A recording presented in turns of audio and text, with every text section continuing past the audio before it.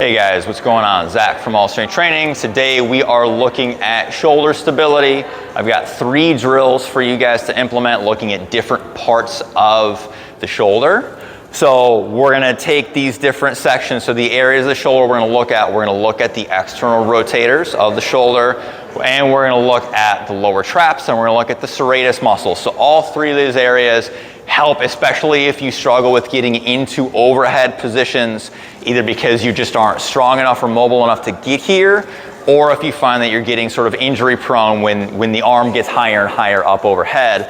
All 3 of these drills are going to be great to work in. And these are going to be more than just potentially warm-up things. These are things that you could easily layer in to a training session itself, doing several sets with real working weight. So these are not kind of fluffy, easy, high rep sort of exercises. We want to work pretty hard at these things. So the first exercise that we're going to work on is going to be a lower trap raise, or what's also sometimes referred to as a trap 3 raise. So the traps are split up into 3 different sections. Now they basically look like a kite. Okay, so if I got someone's upper traps up here, this is considered to be the trap 1. Then between the shoulder blades, we've got the trap 2, and underneath the shoulder blades kind of coming into a peak, we've got the lower traps, or what's called the trap 3 area. Now the lower traps, what they do is they help to upwardly rotate the scapula. So when we go this direction, this is letting us get our arm up overhead without banking on the upper traps, just lifting the shoulder up. So it's kind of tipping and rotating the scapula from the back. So I'm going to show you the drill that we're going to do here. So again, it's called a lower trap raise. So we're going to set it an incline bench. You're not going to need a lot of weight.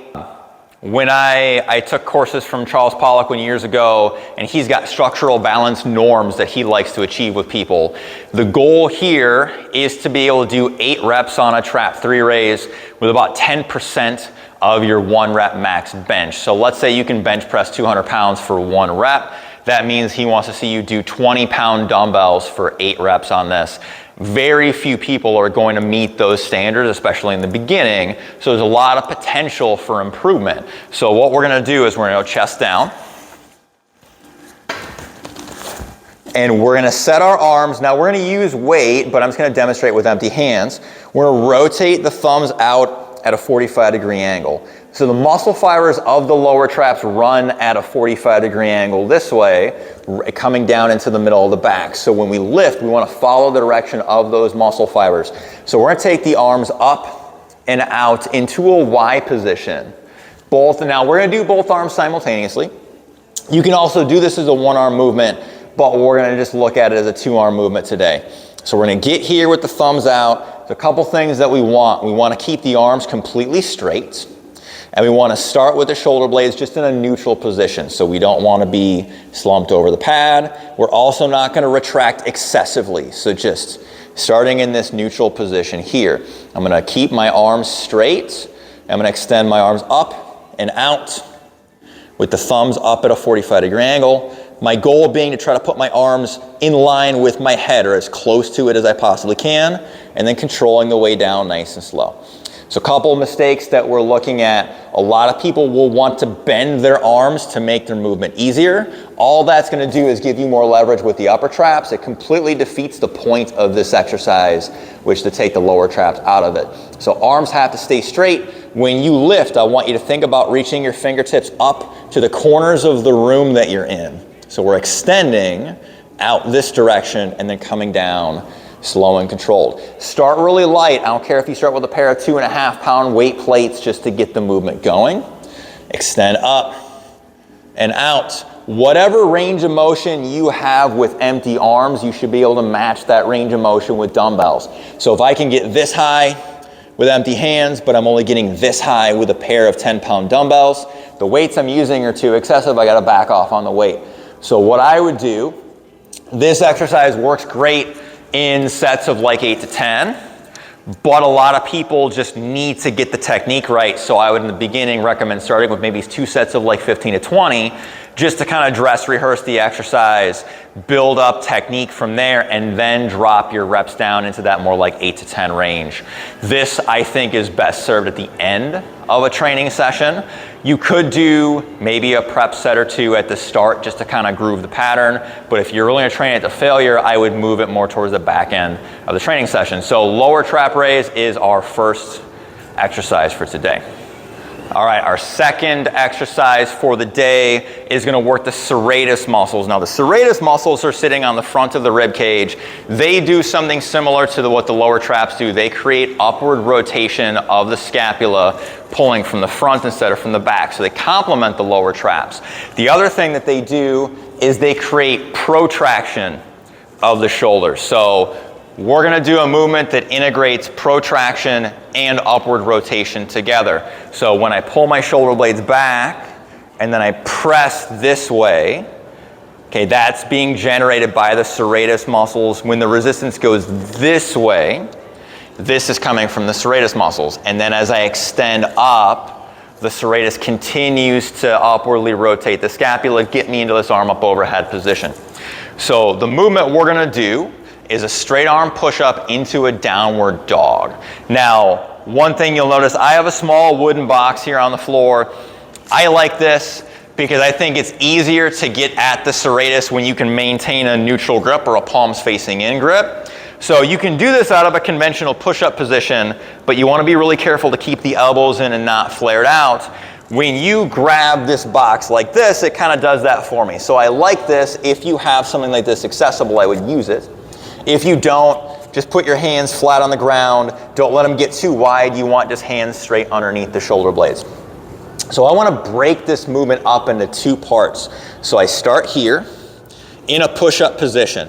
So what I'm going to do is first things first, I'm going to bring my chest down toward the floor, and then I'm going to protract, push myself as far away as I can, open the shoulder blades up. From here, I'm going to go into a downward dog, which if you've done yoga before, you'll recognize is often a hamstring movement, but I'm not leading with my hips. What I'm actually doing is I'm pushing through my hands to press me this way. This is creating that upward rotation. I keep pushing, pushing, pushing, pushing, pushing. Feel that tension on the front of my rib cage. I want to get my arms almost in line with my head. Then I'm going to level my hips off and I come back. So chest down. Protract, then push, push, push. Again, I'm not leading with my hips. I don't want to focus on the hamstring stretch. I want to focus on the front of my rib cage and get up here.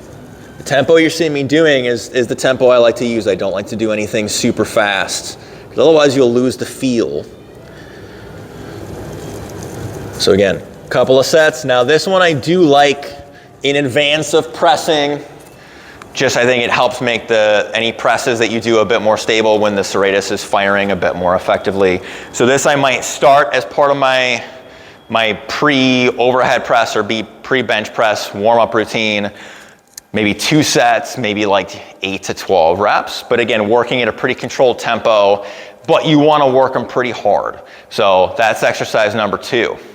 All right, our third and final exercise for the day is called the bottom-up kettlebell press. So you'll need an actual kettlebell. This is a pretty hard movement to duplicate with a dumbbell. But what we're looking for, we're going to take the handle of a kettlebell, we'll rotate it so the bottom is up. Now what I want is at the bottom of the press, I've got my elbow under my wrist, which is under the weight. I want to press the weight up without letting the elbow flare excessively to the side. Now as I push, my hand might rotate a little bit, but this is working my external rotators as I press. This is working at more of a stability capacity. So its job is just to control this weight and not let it move around. So I'm going to press into a fully overhead position. Here I go. And then control it. Again, trying to keep the elbow underneath the weight. You got to squeeze the kettlebell handle pretty tight to keep it from moving. Here we go. Okay, so I realize kettlebells can come in a variety of sizes, but try to find a weight that's going to keep you at maybe, again, 8 to 12 reps there. Keep a good controlled tempo. Make sure you're extending the arm up all the way. And if you have a side that's weaker, make sure you do that side first. Start light, start slow, and build up. This again is another good stability drill, not a bad thing to put at the start of a training session. So in reality, you could take all three of these movements, make like an A1, A2, A3 movement, do one round of each, 8 to 12 reps, maybe rest for a minute or two, do another round, and then move into your workout. You could also add some extra volume at the end of different training days just to kind of continue to build up your overall strength on these. So give these a shot. Let me know what you think. If you like the video, like it below, subscribe to our channel, post in the comments how it went for you and if there's anything else you want to see, and we'll see you guys next time.